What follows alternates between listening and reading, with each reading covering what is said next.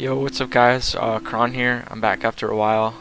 Just been kind of busy with college applications and stuff like that.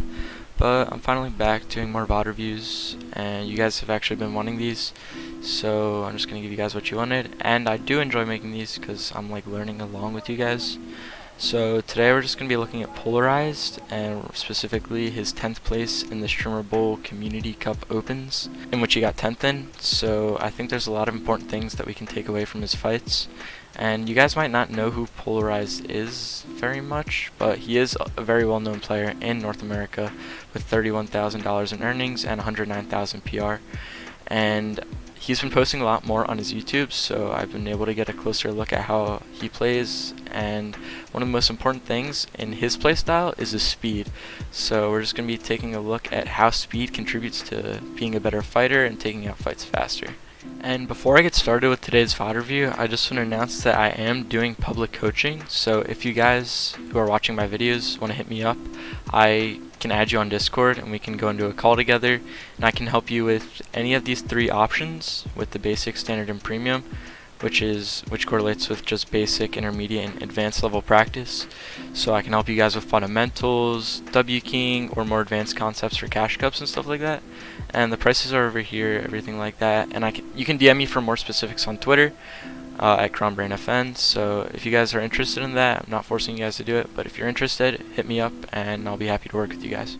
So I want to start this VOD review off by saying that I know that a lot of this gameplay will probably be very difficult to replicate just because of how quick he is with his mechanics, but I think one of the beauties of Fortnite is just looking at everyone's play style and then choosing like certain things to implement into your own game.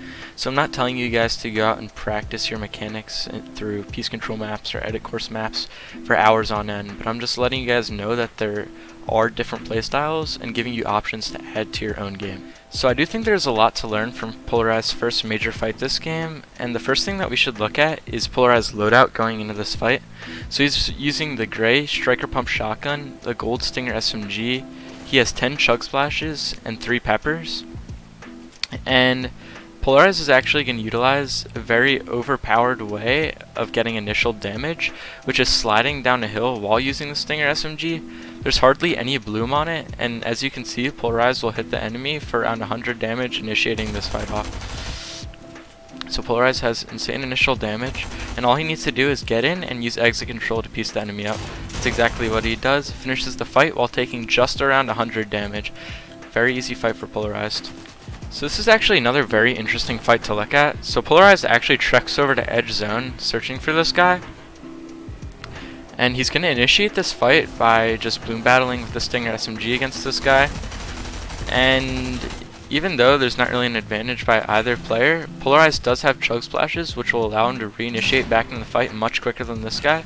So even though this guy has the health advantage as of now, Pxlarized is already setting up his right hand peaks. So Pxlarized is now going to drop down and take a diagonal box fight, and when he doesn't get the wall, he's going to go and predict this guy and get some top down piece control. And I think this fight overall is just accenting how important height still is in Fortnite. Height is kind of like a forgotten art in fighting, but really it's the best way to get piece control and the best way to get overpowered peaks. And after this fight, Pxlarized basically has the ideal loot for fighting right now, so he can take as many fights as he wants after this. So not long after that fight, Pxlarized actually goes for a llama, and he hears this guy spiderwebbing onto him. So because this guy wants to loot, they end up initiating a box fight, and Pxlarized is fine with that just because of the insane loot he has. 12 chili chug splashes, that's insane. And overall, I'm not going to be looking at how great Pxlarized played this fight, but a key mishap that this enemy made which allowed Pxlarized to win the fight. So Pxlarized starts off with that 100 damage initially, and this enemy ends up not placing a cone in his box, which is something that you should be doing all the time this season. So Pxlarized takes that cone and gets the exit control. This opponent's just left on 50 health. Pxlarized can be sloppy and just hit that 50 damage pump shot.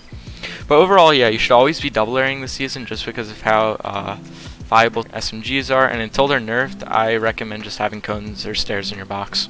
Having a cone or stair in your box just allows you to exit a fight easier and makes it harder for the opponent to get in on you. So I think this is important to bring up, even in a W key video, that it's important not to always finish a fight, right?